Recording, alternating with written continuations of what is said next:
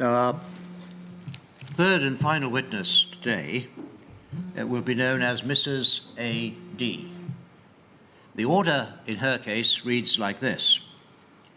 The name and address of witness W2202, that's Mrs. A.D. to you and me, the name of her husband who died, and the names of any other member of the witness's family, and any other identifying information such as the witness's image or a description of their appearance cannot be disclosed or published in any form unless express permission is given by me or by the solicitor to the inquiry acting on my behalf.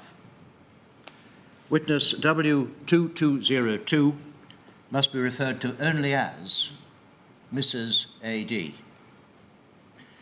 This order remains in force for the duration of the inquiry and at all times thereafter, unless otherwise ordered, and I may vary or revoke the order by making a further order during the course of the inquiry.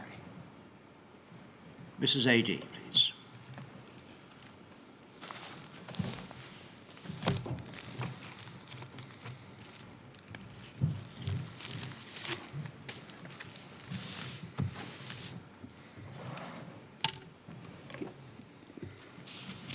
Mrs. A.D., your full name is known to the inquiry. Could you please take the book in your raised hand and repeat after me? I swear by Almighty God. I swear by Almighty God. That the evidence I shall give. That the evidence I shall give. Shall be the truth. It shall be the truth. The whole truth. The whole truth. And nothing but the truth. And nothing but the truth. Mrs. A.D., you're here to talk about your late husband. Yes. And it's going to be too difficult for you to talk about him without using his name. And so we've turned off the live stream, including the audio, so that while you give your evidence, you can refer to him by name. That means the people in this room will hear his name, but it shouldn't be referred to outside of this room, and the restriction order will apply. His name will also be removed from the audio and written transcript before it's published. Had severe haemophilia A. Yes. And you met him in 1963 when you were 19. Yes. How did you meet? At the dancing. And what was he like? He loved animals. He was an outdoor person. Hated in the house because he was in the hospital that much.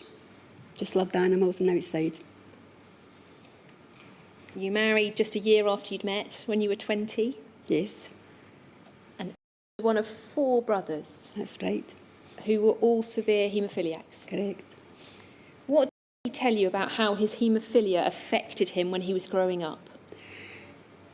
They didn't try to affect them because there were 4 of them. They couldn't all get mollicollared. They just went out and done their own thing. And once you were married, how did his haemophilia affect him? Sorry? Once you were married, how much did his haemophilia affect him on a day-to-day basis? Well, he just carried on the same as what he did. If he taken a bleed at that time, he had to go over to the hospital or bed rest for 2 or 3 weeks in the 60s. And that just carried on like that. And then when he was okay, he was outside with his animals, and that was it. What treatment did he usually require? What treatment did he have? Well, to begin with, it was just like the plasma and that, and the cryo and that later on you go, to begin with. Mm-hmm. And then at some point it changed from cryo? What did it change to? Well, I think he went on to the factor 8 then. As I say, he used to just go over himself.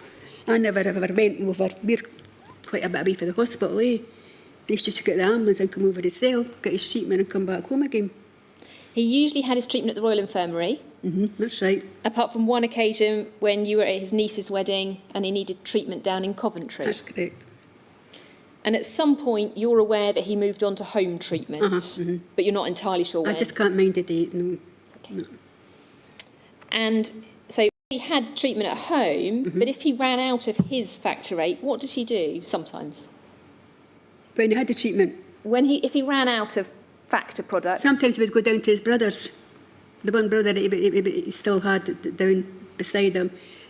And if either ran out, would each take each other's, rather than come back over to the hospital and get more.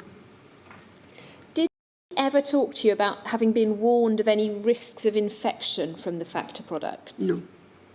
No. Now, in 1980, Dr. Ludlam took over care Right. from Dr. Davis, who'd been treating him since he was very young. What did he think of that? They didn't like him. Why not? What did he say? He used to come home and speak to me about it, and I actually spoke up for Dr. Ludlam to begin with. I said, you're not giving the man a chance. You've been that used to having Dr. Davis all these years. And he turned around and he says to me, it's not that. He says, it's not, you can't talk to him one-to-one. He says, it's not a patient person. He says, I'll tell you something else. He says, all he's bothered about, he says, is his research.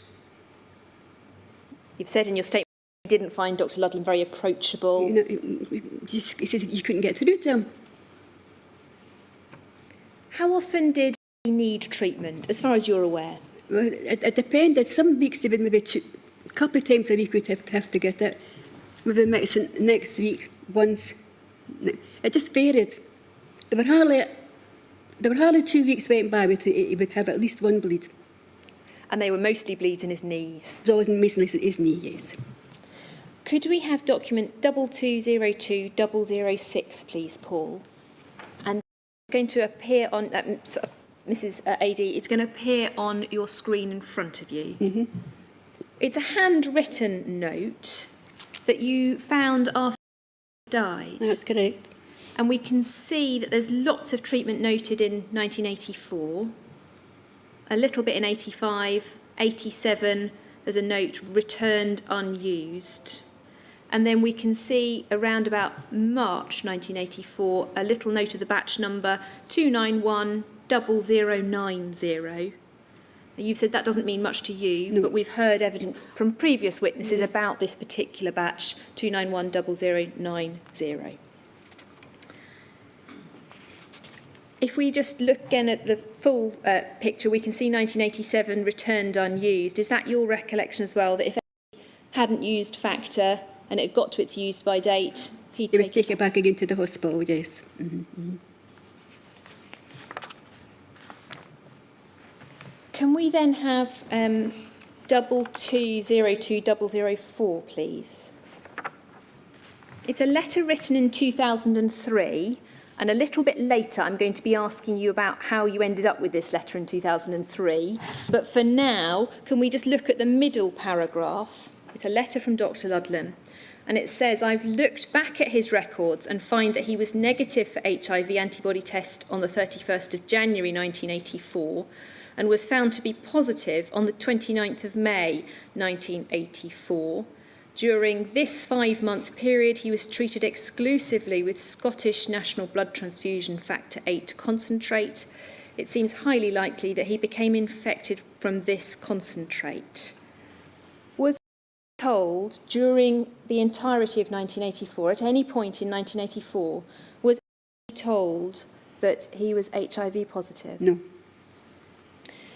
In the summer of 1984, you were in Canada visiting some family, and you read something that concerned you. Can you tell us what that was? It was in a Canadian newspaper, and it was about 2 haemophilic brothers that had been infected and they developed AIDS. And I cut it out and I brought it home, and I showed him it. And his words to me was, that can't happen here. Scotland, he makes their own. He says, we don't import stuff. He says, so I've no worries about that. He says, don't worry. Just said to you to not worry. Then in December 1984, he went to a meeting in the hospital auditorium. You weren't there. No. But when he came home, what did he tell you about that meeting? He said that they were talking about, before that, we started getting vague things up from through the Haemophilic Society, and one of the letters was about safe sex.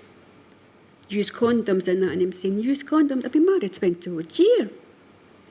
And when it went to the meeting, and there were 2 doctors there, and they were talking about, oh, you've been hearing things about HIV and that. Don't worry now, don't worry. Not happen to you. Just eat well, do this and do that. He says, he stood up and he says, but I can't harm anybody because we don't use imported from America. And one of the doctors says, but yes, you have. And he says, what do you mean? He says, Scotland was going low, so we had to give you that. He says, well, we weren't told. You never informed us. He said, we can do what we want because we were growing low in stock. You said in your statement that the doctors were being cagey with information of exactly what was going on. And what was the impression that he was left with when he left that meeting about his own status? Between that going on and then hearing more and more stuff in the media, things started to form in his mind and he started to wonder about what was happening himself. So at the end of 1986, what did he do? He went over to the hospital and asked for himself, me and our son to be tested. He said, I want an AIDS test for them. And he said, first of all, he says, your son doesn't need to be tested. Nothing could happen to him. He said, I'm okay, and I still want my son to be tested as well. So he says, right then. So the three of us went over and got a test. And then he went back for the results? And he went back the next week himself for the result. And the doctor says to him, well, he says, your family's okay. He says, that's fine. He says, and he looked at him, he says, but you're not asking about yourself. And he says, well, when I says family, I thought you meant me as well. He says, so I take it, he says, I'm not all right. He says, no, he says, you're HIV positive. He says, well, why wasn't I told then? He says, oh, the doctors don't like telling you that unless you ask yourself. That was the answer I got. For the record, I should note that Dr. Ludlam's been invited to respond to this witness statement, and we understand that a response will be provided in due course. You subsequently went to see a lawyer, and if we can have document 2202-005, please, Paul. The second paragraph. It says, we've been awaiting a letter from Dr. Ludlam confirming when you were informed of your diagnosis, and this has just come to hand. He informs us that your anti-HIV status was made known to you in approximately December 1986. That's correct. What was his reaction to the fact that he'd not been told his HIV status until the end of 86? He was horrified. Not for himself, for me and my son. Our son, he didn't know if he said. In that 2.5 years, we could have been infected. That's what he was really angry about. At that stage, what information was given about his HIV? Not very much. Nothing. Never got to tell anything. At some point, then referred to a psychologist. Can you tell us about what happened with that?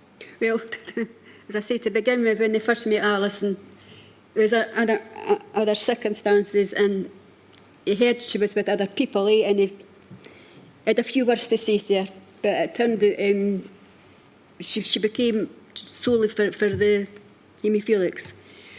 And in the end, she was very, very good. She was the only one you could talk to. She would try and answer your questions, give you as much information as she could tell you.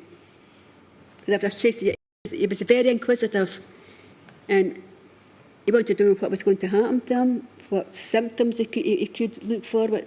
I don't mean look forward to, but what was going to happen to him. And she says, I could only tell you what I've seen in other people. She says, everybody's different. She says, it could be brain cancer. She says, it could be the pneumonia. She says, I don't know. She says, these are just some of the symptoms she says that could happen to you. found her one of the most helpful people, The only one. the only person the who only could one. give him any real information. Because at one time he even told her he was going to commit suicide. And she got him through that as well. I was about to ask you how he coped with his diagnosis psychologically. No, at one time he was going to commit suicide. And Alison asked me as well about it. She says, because sometimes we've seen her separate. I've seen her on my own as well. And she asked me how I felt about what she said. And I says, well, I don't condone it. I says, but I don't blame him. I says, the only thing I don't want is for him to ask me to help him. And Alison says, he'll not do that. And then later on, I says to her one day, I says, he's never really mentioned it again. She says, sometimes they get to a point and they go over it, she says, and they come out the other side. She says, he'll not do it now. He'll be all right. You've said in your statement as well, though, that he did become angry and aggressive at Very. times. Can you tell us about that? Just that he was a person that never really drank. It was later on in life, before we even went out at weekends, still to the day that he hated beer. He would never drink beer. And it was only like at New Year he would take whiskey, but as the time went on he went more to drink as well. And very, very angry at times. Did you tell people about his HIV? Not to begin with, and even my sister, even her own family were hardly told. His mother and father were still living at the time, and he didn't want to worry them. He told one brother he was really close to. And then, as the time went on, he decided to tell one person, and then he got a very bad reaction off of that. Can you tell us about that reaction? It was New Year, and we'd been down at their house, and I didn't know at the time. I just wondered later on how he went very quiet. And after we'd been out and we went home, and I says to him, what's wrong with you? And he says, it turned out that this man told, well, New Year, they're giving everybody a kiss, Happy New Year. And the man's grandchildren had been there, a wee girl, and he turned and says to them, don't you ever kiss my grandchild again. And he was completely distraught. He says, for a start, he says, I wouldn't harm nobody. He says, well, I thought it was infectious. He says, I wouldn't have done that.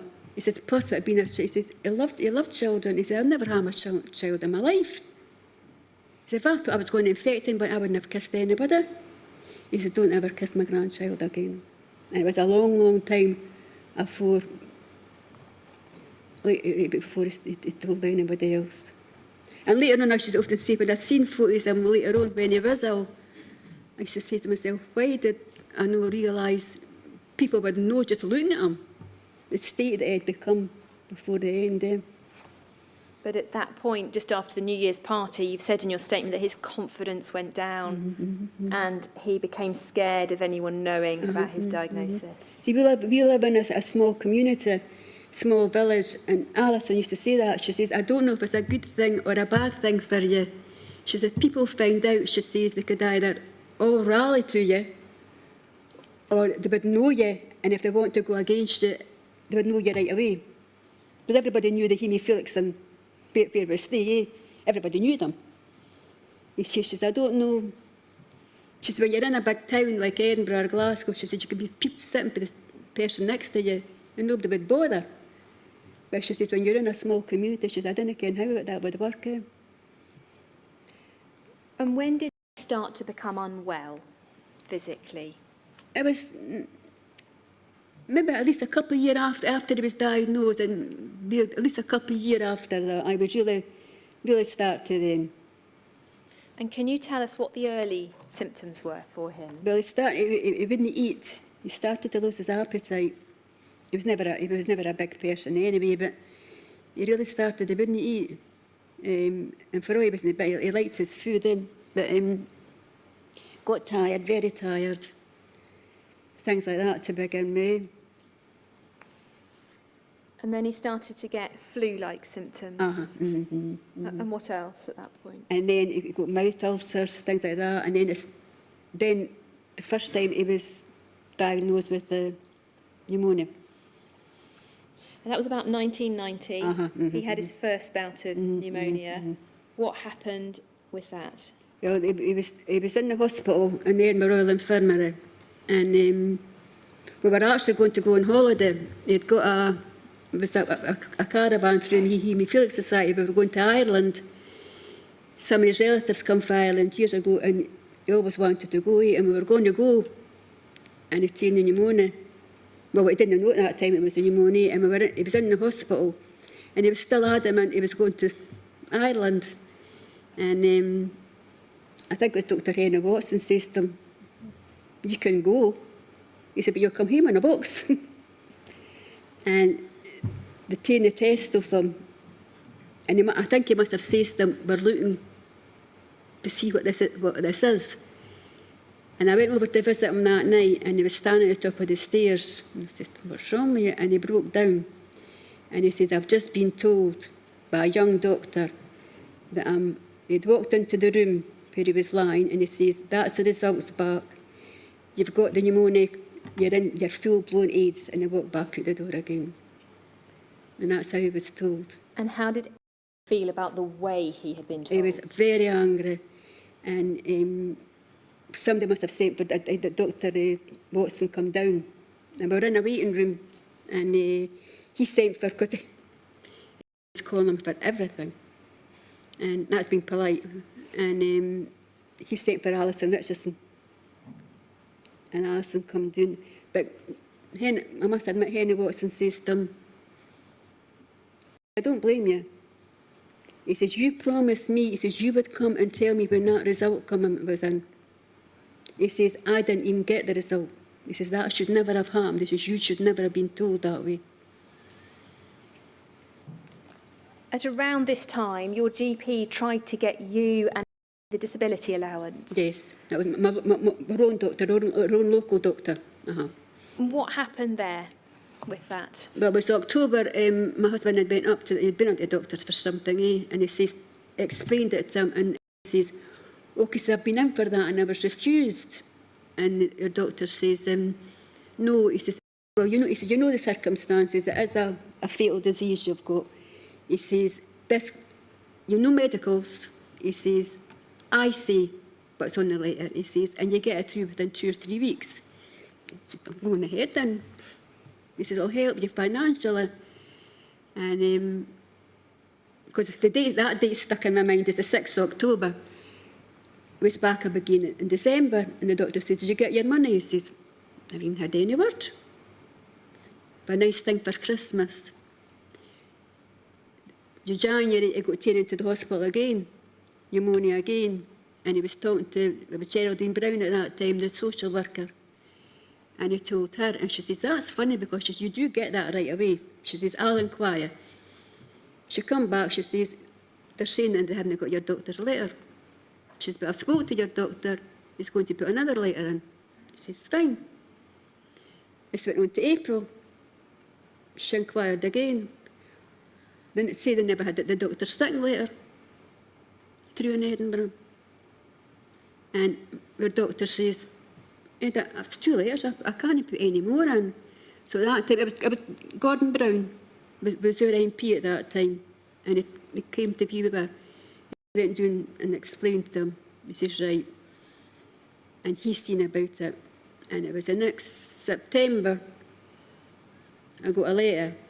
In fact, I'm glad no, before that, sorry.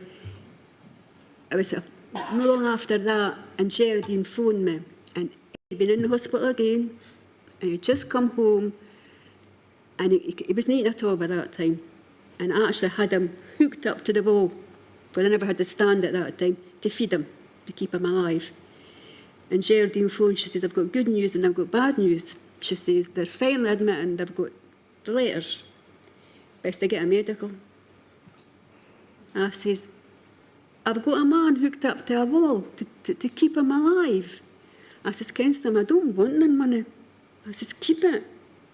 She says, no, she says, not after what you went through. She says, but the best is, she says, it's somebody for your own practice, I'll come out and give you the medical. So I says, aye, fine. So it wasn't actually our own doctor, but it was another local doctor 2 or 3 days later, but this time he'd been taken away again. And this doctor phoned me and said, I have to come and give your husband a medical. I said, my husband's away to the hospital again, and I don't know if he'll even come back out again. Look, will you let me know? I said, yes. So I had to phone down the next day. I said, look, my husband's been kept in again.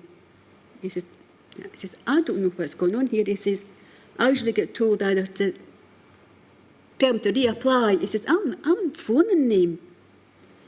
And I actually sent a local Edinburgh doctor into Edinburgh Royal Infirmary to examine him in the hospital. And then it was the September.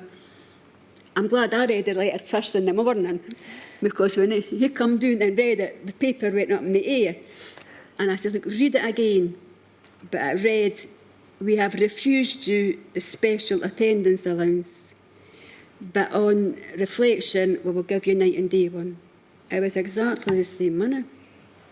And he says, they've been waiting on me dying, that's what they've been waiting on, no for to give him it. And he died in February, so we'll no longer had it. So that was nearly a year that he went through to try and get it. And during that year, as you've said, he had a second bout of pneumonia. Mm-hmm. And then in December 1991, a friend of his passed away from AIDS. Mm-hmm. How did he react to that? For obviously reasons, we're not going to mention the name. That devastated him. He was a young man with 3 children. 2 he had after he was diagnosed and hadn't tell him either. And that completely, it just, all the more. The young boy died in December and died in February. Because he come home to me in January, he'd been over to the hospital one of the times, so I can't mind what it was for. And as we all, he never broke down much, and it was the only time he broke. I said, look, what's wrong? He says, I've been told today I've only got 6 weeks. I said, who told you that? And he but it turned out nobody had told him. He'd lose that himself. He says to one of the nurses, I've only got about 6 weeks. She says, oh, come on, no, you haven't. She says, you put about a year. He was right enough, when he even got his 6 weeks. And I says to him, you promised me you wouldn't get in. And he says, I'm not getting in. He says, I'm tired. Contracted a third bout of pneumonia. And you've described that with that third bout, his body couldn't take any more. That's right. And his health deteriorated significantly in January 1992. And as you've said, he knew at that stage he was dying. And he died in February 1992, aged 47.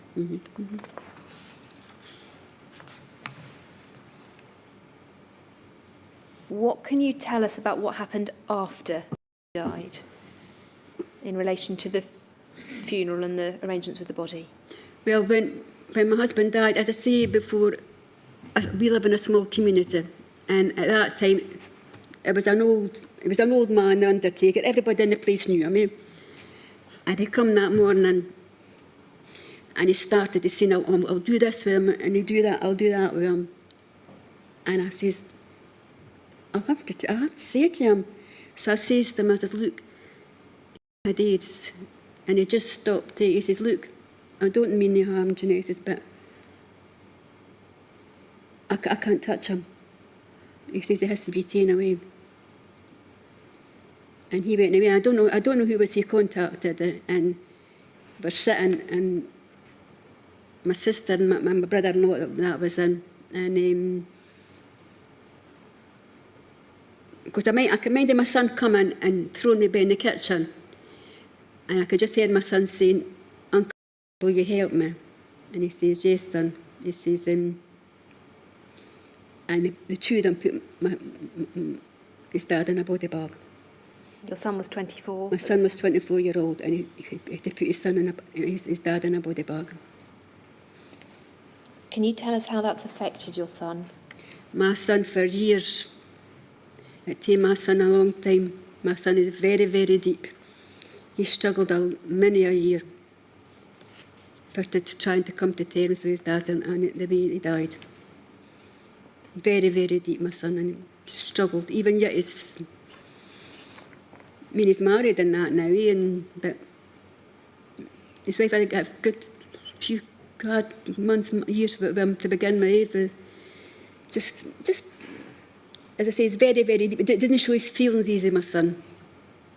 You've said in your statement he wouldn't talk about things, he was keeping people at arm's length. You said he's better now, but for years he was really bad at coping emotionally about his father's death. And can you tell us a little of how deaths affected you? Well, as I say, at the time, I mean,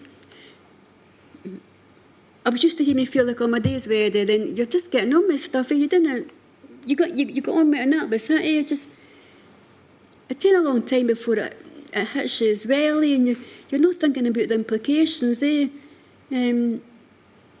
just can't describe it, the truth. I mean, it's... Even yet, I mean, that's 27 years since my husband died. I mean, you never, ever will forget, never, what you went through and what they went through. And what caused them. I mean, no. You've been diagnosed with depression. Yes, I went through that, as I say, myself often. You've needed antidepressant medication. And you say in your statement, it's now been 27 years since my husband died, but I'll never forget it and it'll never leave me. That's what I'm saying. When you received a death certificate, do you remember what was put on it? Yes, it was because our local doctor, and before he died, it was only through fear for us, as usual. And we had a wee policy for my husband. I shouldn't even have been insured with him being a me feel like. But it was only a wee policy, but I had it for years. And he was terrified I wouldn't even get that. And he says, look, could you not put AIDS, when I go, will you please not put AIDS or anything on it? He says, I just put on it what determines it, and it was the pneumonia was first, then it was septicemia, then they had haemophilia. That was on the death certificate. And they hadn't put AIDS on the death certificate? No. They were maintaining it was the pneumonia really, and the septicemia really actually killed them. But they died with. And I mean, he killed them, but he died with that in the end. And how do you feel about what's recorded on the death certificate? Well, that's, as I say, in one way, that's he didn't want that on his certificate. I don't know if he didn't realise the implications of not having it on it. He was only worried about if an insurance person seen that, or you're not getting any money paid out. I think that was all just in his mind. In terms of the wider family, you believe that one of his brothers also died of AIDS because of infected blood products? As far as I know. About a year after death? As far as I know, yes. And another brother who's still living has hepatitis C? Well, it's supposed to be lying dormant with him. What impact has that had on the wider family? Well, the brother that I know, the brother that I'm in contact with, he was for years and years as well. He felt guilty that he never contacted the AIDS, and his brother did. And he's been going through a lot. Well, his wife died with cancer, and now they're saying his is lying dormant, and he's ill in that now, and as well. Financially, things haven't been very easy. No. And after death, you were told that your McFarlane Trust payments would stop. How did that make you feel? Well, in fact, there was a day when my husband was there, he did get quite a no bad thing off the McFarlane Trust. And actually, it was the day of my husband's funeral, and I got a letter from the McFarlane Trust saying that his payments would continue for 6 months. And because I had no dependents, my son was over 16, I was classed as no dependent, that my husband's money would stop and I would get nothing. What did you do about that? And at that time, that was the day of my husband's funeral, eh? And it was a 6 month later, and I wasn't even thinking about it. And my son had actually taken me away for a couple of days. I'd been feeling like that, and I come back, and there was a letter to say that my next payment would be my last, that they'd informed me. So I wrote down to them, and I says, look, don't get me wrong, I says, you were good when my husband was there. I said, but I'm still here. I've still got the same bills coming in here. I've still the same stuff coming here and here. For all my husband's no here. And they wrote back and says, oh, but sorry, we didn't know you were ill. If you get a doctor's letter, we'll see what we can do. And I went to my own doctor, and she said, yes, I'll give you a line. And I got £80 a month for years and years and years. That's what I was given. And then they kind of upped it from the McFarlane Trust. And then it was 2 years ago, we went to the Scottish, and that was more substantial then. And you found that process much more straightforward with the Scottish process? Yes. About a year after he died, you had to go into hospital. Yes. And you were worried about whether you might have contracted HIV. No, I wasn't worried that. As I said, my test was clear when I went with it, but if he died, well, nothing relations anyway, but with me going into hospital, I said, I'm not going into a hospital in case I still had it. I know I didn't have it, but I wanted to make sure.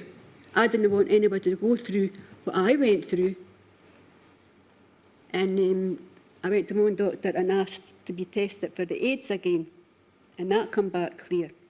And it was just your fear that perhaps somehow you'd contracted it, and you wanted to be absolutely sure. I wanted to be absolutely sure for other people. And then in 2002, you read a series of things about hepatitis C. What did you do after that? Well, I started, same from here, I started getting, it said that, one of the letters ago, I said that, in their opinion, that 90% of haemophiliacs that had AIDS would have hepatitis C as well. And I went to my own doctor and I says, look, I've had the test twice for the AIDS. Will that cover hepatitis C? She says, no, it's a completely different test. She says, you'll have to be tested again. I says, well, I want it done. And I got the test done, and it come back negative again. And when I went up and she says to me, Dr. Ludlam's phoned me, and I'm saying, and I wasn't thinking when I was up in the surgery, and it was after I come home, and I'm saying, what is Dr. Ludlam phoning my surgery for? Just before we get there, you'd had the test for the hepatitis C, and then you'd phoned the infirmary, hadn't you, to ask about... Just before we get to why Dr. Ludlam rings your GP. So you've gone to your GP for a test, and then you phoned the infirmary. I phoned, it was my brother-in-law, he says, I'll tell you what to do. He says, phone into the haematology department and ask for this nurse. He says, best she'll tell you. And I phoned this nurse, and I got to speak to her, and she says, I didn't actually know your husband, but I know who you're talking about. And she says, what is it you want to know? I says, I want to know if he's had hepatitis C. And she says, oh, well, I could find out for you. I'll let you know. And I never got any word back.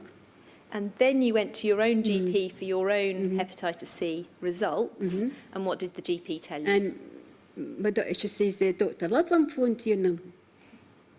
And after I went home, I'm saying, what's Dr. Ludlam phoning about my result for? He's not my doctor. So, I must have had hepatitis C because they wouldn't have been worried about me. They never. And I phoned my brother-in-law and I says, what do you think? He says, I must have had hepatitis C then. And I phoned, later on I phoned hospital again. No, I got a letter off Dr. Ludlam saying about what in his records about hepatitis C. Now he says, would you like to come over? He says, because I've got volumes here, he says, and you'll maybe not understand them. And made an appointment. I went over in, was it 2002 or 2003? And my husband died in 92. And I went over and I seen him in the hospital, and he says, what is it you actually want to know? I said, I want to know if my husband had hepatitis C. And he says, well, actually, yes, he did. But to such extent, I don't know. He says, this is liver functions and this and this. I didn't understand these figures he was giving me. And I says, well, that was 12 years ago when my husband died, and it was affected them.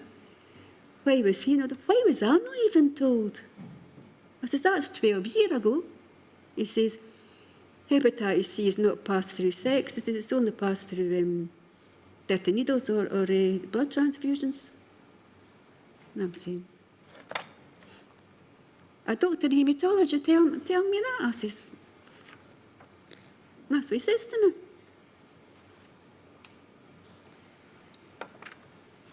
You referred there to a letter from Dr. Ludlam indicating that, about records. If we can have 2202003. It's a letter from December 2002, and we can see in the middle paragraph, as his case notes comprise several volumes, I wonder whether you might find it easier to obtain the information you'd particularly like if we were to meet and review his case notes. This way, I hope you'd be able to get access to the information you require.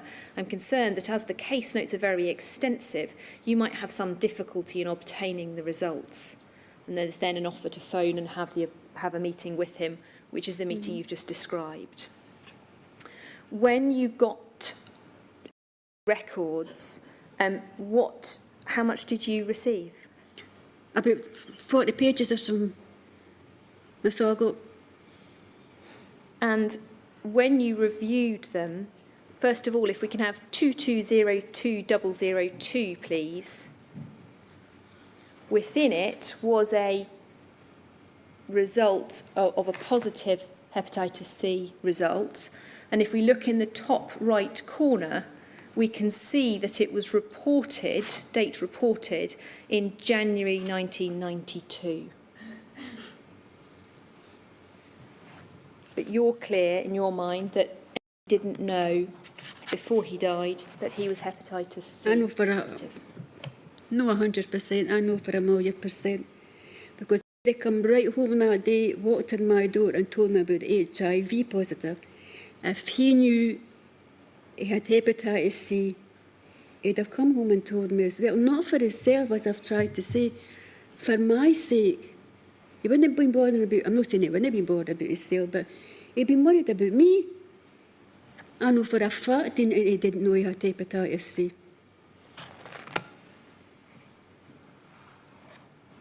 And when you received records, you queried some missing years. There were no records between 1985 and 1987. That's right.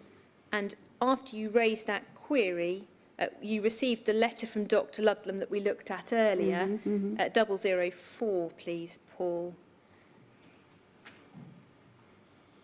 And his response in relation to the records is in the paragraph that starts, so far as I can ascertain, he didn't have any treatment in the years 1985, 86, 87, and therefore there wouldn't be any transfusion records available.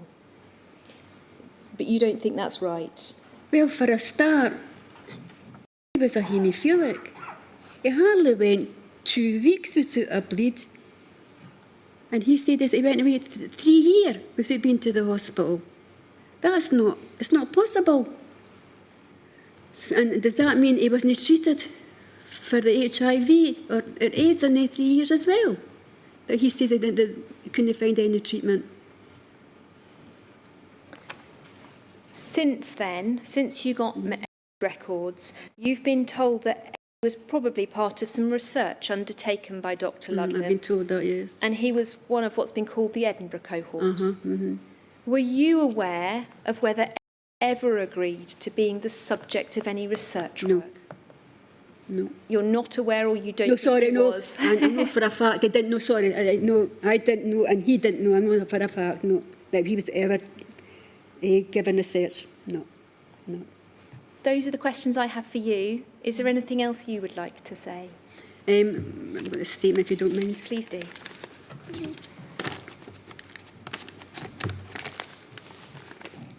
My husband and others put their bodies and trust in the people they thought would help them, care, and give them a better quarter of life. So why instead did most of them die? Why was it that people were diagnosed with HIV, hepatitis C? They were never told. In my husband's case, it was years. As for hepatitis C, he died without ever knowing he had it. They did not care what effect it put on families. Myself and son could have been infected. That would have totally destroyed my husband, and he would never been able to live with himself, even though it had never been his fault. I know of one incident where a person with AIDS deliberately went out and infected other people, and they were jailed. So why is it people, knowing full well their patients were infected with a fatally deadly disease, highly infectious disease, and they chose not to tell them? Why is that not classed as a crime as well? Because in my eyes, that is what is a crime. I would like to know why my husband and others died far too early. He never got to spend more time with myself, our son, never see him marry, have children. He would had loved that. Is that the last memory our son will have of his dad, that he helped put him in a body bag and see him taken away? No son should ever see that. It's no wonder that for years he struggled with years to cope with his dad's illness and death. Why can't the people responsible not see the hard take on victims and families, not telling us anything, all the secrets they were hidden, records mysteriously lost? Why can't they take some responsibility, at least give him a bit of justice? They didn't deserve to die like that. They didn't. Thank you. I'm just going to turn and ask Mr. O'Neill and Mr. Dawson if there's anything they would like me to raise with you. Thank you.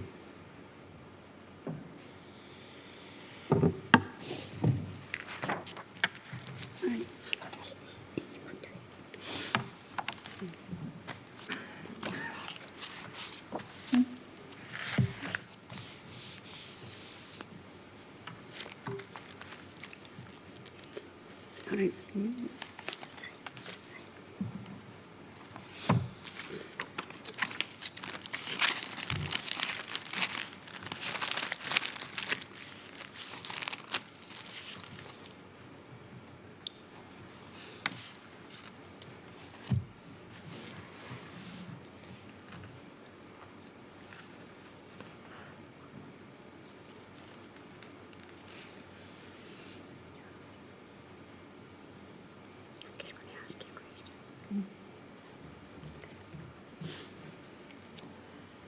I've just got a series of questions that Mr. Dawson would like me to ask you.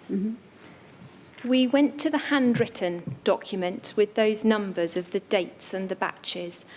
Was that handwriting? I'm not, to be truthful, I'm not sure. I couldn't tell you for certain. But you found it amongst his It was belongings after he in died? my possession, yes. Did he know he was being tested for HIV before December 1986? Was he aware at all of being tested? No. And did he know he was being tested for hepatitis C? No, he didn't know. In amongst the 40 pages of documents that you received of his medical records, were those 40 pages all? No, there were two I got through. There was his name and it was on them. There were two different people, which I shouldn't have got either. You spoke. We spoke earlier about a friend of who died. Again, we're not going to name anyone. But do you know what happened to the family after that person died? His wife and family, as I said, she woke up one morning and had AIDS graffiti all over her wall, and she just upped and took her and her family down to the borders where she come from to begin with. Thank you, sir.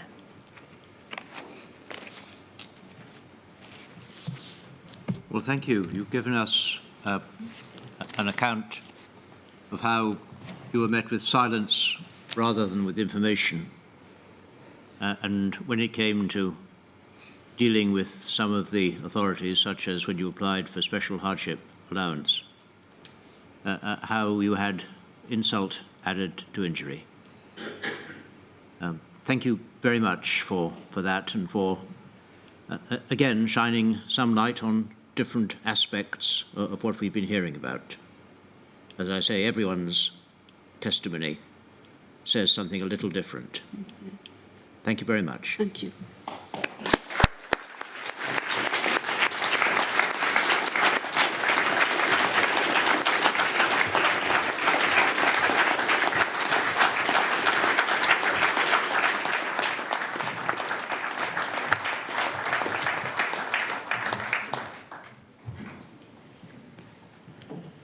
Well, let me just finish by saying a few words, since this is the last time we shall be meeting here in this room.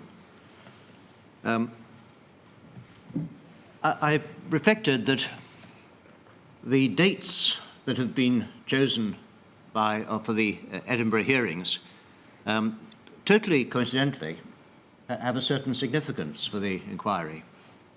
We began on the first anniversary, if you want to call it that, of the acceptance by Parliament of the terms of reference, the 2nd of July. We finish on the second anniversary of the day in which our Prime Minister, Theresa May, announced that there would be an inquiry. That's 2 years to get where we have got to. We have begun. We have by no means finished, as you well know, the evidence which we have to hear. But I think it shows that anniversaries are not a cause for celebration in our case, they're a cause rather for reflection. There are a number of people here who might, had matters been quicker, have been here to see it. We do not have the luxury of time. But I do think it has been right to start by spending the time that we have hearing the accounts of those who have been infected and those who, like our last witness, have been affected by the infection of others. People first in the inquiry, and it is worth, to my mind, spending time. Now, I haven't got enough time to hear the accounts of everyone who would like to be heard. But let me just say this to those who have not yet come forward to give a witness statement, or those who are left feeling unhappy as I leave Edinburgh, that you haven't had the chance to give evidence orally as well as on paper as you would have wished. At the end of the hearing in Leeds, I said something similar to what I'm about to say, and following that, that very day, somebody who'd been in those hearing, what I was saying, came to the solicitors acting for the inquiry and offered a statement, because they hadn't felt they had anything to offer beforehand.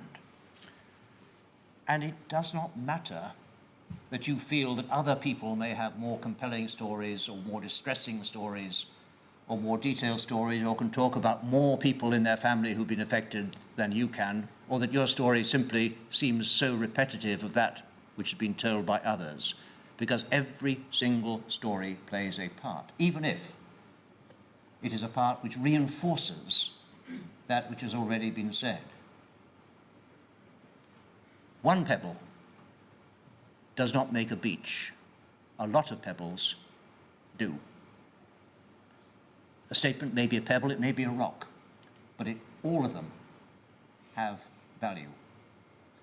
And it is, to my mind, important to remember that we will still be hearing from those infected and affected, even though we move on now. We will hear next in Cardiff, that is beginning on the 23rd of July. Anyone who wants is very welcome to be there. That's a week in Cardiff. Wales is a little smaller than Scotland. Then we will hear again in October in London, and we are adding a week to the amount of time we have there to hear people who have been infected and affected, because the numbers who have come forward demand it, in my view. But at the end of the inquiry, there will be further opportunities, and I expect to hear something like 150, 200 people. The format will be slightly different from witnesses on their own or as a family telling their tale. There may be panels, but it allows people to say what they have to say and be heard orally if they wish. But it is not necessary to be heard orally. You can be heard on paper. And it is, I think, particularly important, perhaps, that those who haven't yet had the courage, because it is difficult, to come forward and give a statement, let alone to come into this room and talk, whether anonymized or not, but to talk on paper about what has happened. If there is anyone, and it may be that there are cultural reasons or reasons of living in a small village or reasons of not having told friends, neighbours, even family, statements can be given and will be given confidentially. If anyone wishes, they may talk to one of the inquiry's intermediaries and give them an account which will not be attributable at all, so that what they have to say is captured. Because if we are to be faithful to my undertaking to honour the terms of reference and to answer them as best I can, then I need as much information as can be given. And each of you who has been infected and affected has a degree of that information. Please don't undervalue the contribution you can make. If you have a contribution to make, please make it.